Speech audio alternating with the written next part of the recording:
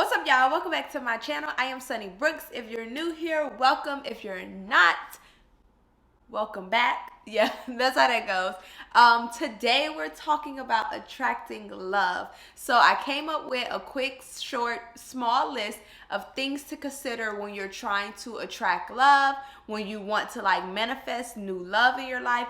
So if you're interested in this topic, keep on watching. So before we go on with this video, I just wanted to plug our company, Soulful Vibes Co. and Soulful Styles Co. I do not do sponsorships on this channel, as you see. I'm not saying I would never, but I don't. So I'm going to use our companies to sponsor this video, which is soulfulvibesco.com, which is a one-stop spiritual shop where you can get all of your spiritual and metaphysical needs, from sage, candles, herbs, all of the good things. When you go there, you can use code SUNNY, SUNNY, to save you 15% off your order. So it's capitalized everything, Soulful Vibes Co. and then Soulful Styles Co., where you could get nice, comfortable, freeing, very beautiful clothes that make you, feel all nice and warm and fuzzy inside. They are boho themed. I am not in the fashion world. I never really liked fashion or getting dressed, so of course all of these pieces are easy, like one pieces, dresses, pants, things like that. So go ahead and check out soulfulstylesco.com and you can use that same code SUNNY, SUNNY, at checkout for 15% off your entire order.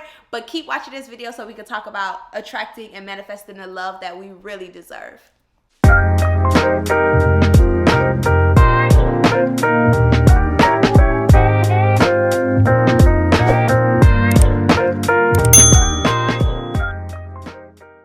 First thing I believe that you should consider is your idea of love when you were growing up. So what did you think love was? What did you know love to be? Did you know love to be very romantic? Did you know love to be like a fairy tale? Did you know love to be possessive and jealous? Did you know love to be that's Chase. Did you know love to be limitless and freeing? What did you know love to be growing up? Because a lot of things that we do in our lives, like current adult lives, have a lot to do with what we experienced and what we learned growing up. So if we have this certain idea of love based off of what we saw and what we received growing up, this is going to be the driving force of how we move in our romantic relationships. So you want to make sure that your idea of love is still in alignment with who and what you want. Because if your idea of love is like possessiveness and jealousy and very toxic, you may not want to manifest or attract that type of love. So you may have to do some work with what type of love you want to have in your life that is different than what you was shown or received when you were growing up. The second thing I believe that you should consider is consider your relationships with your parents growing up. Consider your relationships with your parents, right? Because, for example, if you had a parent that neglected you and abandoned you, when you get older, a lot of times you will move with that fear of abandonment or abandonment as a limit, one of your limiting beliefs. So if you're moving with that and you are in a relationship, the person may, be busy and they didn't answer your phone call when you thought they should. So they triggered that feeling of abandonment. So now you're mad and angry and upset because you feel oh, I thought you were doing something, or I thought you was leaving me or something. You get re-triggered from those feelings and things from that your parents did to you when you were a child. So when you are trying to attract love or move in a new love, you want to consider your relationships with both of your parents. If there was a relationship, was the relationship what you needed and what you wanted as a child? Was the relationship healthy? Was it any trauma behind those relationships? This is very important because really, I can see how my childhood and the relationships with my parents played out in different relationships in my adult life. So I really think you should consider this. Even think about how some people say little girls date their dads and little boys date their mothers and things like that. There is some truth to that. So yeah, I won't go too deep into that, but definitely consider the relationship you had with your parents. The third thing I think you should consider is consider your past relationships, the relationships you had in the past, whether it was like middle school relationships, high school relationships, maybe you were engaged once upon a time, maybe you were married, maybe you were had your first love, whatever past relationships, consider those relationships because they play a part. A lot of times we move into new relationships without completely processing, dealing with, and healing the relationship that we just got out of or relationships before, and sometimes we bring that baggage into new relationships. So when we're trying to attract love, we want to make sure that when we are going in these new relationships, that how our parents showed up for us, the idea of love that we have, our past relationships is not dictating this new love. It's dictating the love that we're trying to manifest. Because if you felt like abandonment from your parents, if you felt like all of your relationships, they left you, abandoned you in some way, and now you're trying to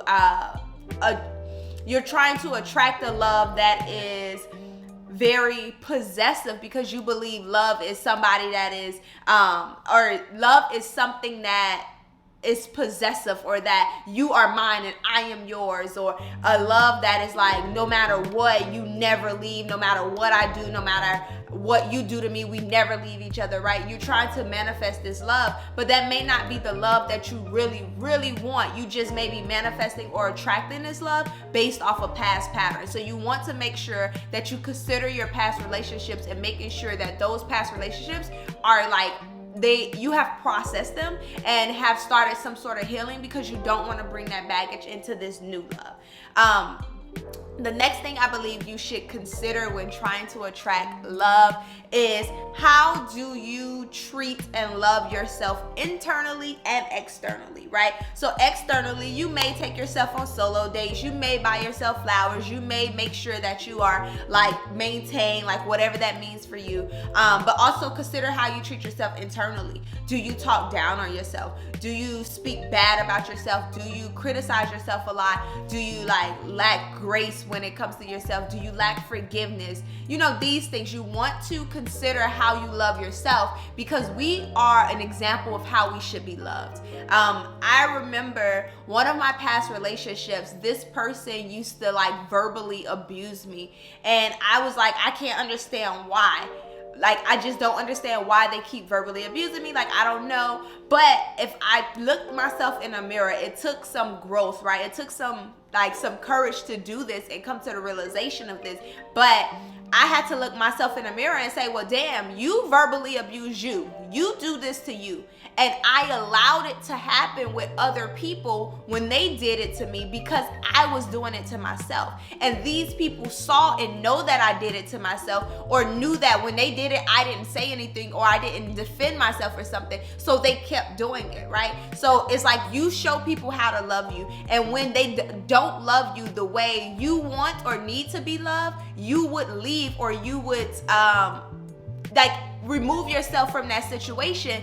And that is like an example of you like, hey, this is not how I want to be loved. So look, I'm stopping it in the tracks, correct it, or I'm out. So it was when I realized, okay, I'm verbally abusing myself, so I keep manifesting this in relationships. So every time I move, I'm attracting this in relationships. I can take this same scenario and connect it back to past relationships. I was doing this to myself. Past relationships was doing it to me. One of my parents did it to me, and then my idea of love is, well, not now, but one of my ideas of love is that healthy criticism, or like that banter, that go back and forth of like, oh, you ain't good at this and you ain't good at that. That is love, because this person wants to they want to see you do better, right? So it is a connection. So that is something also to consider. And the last thing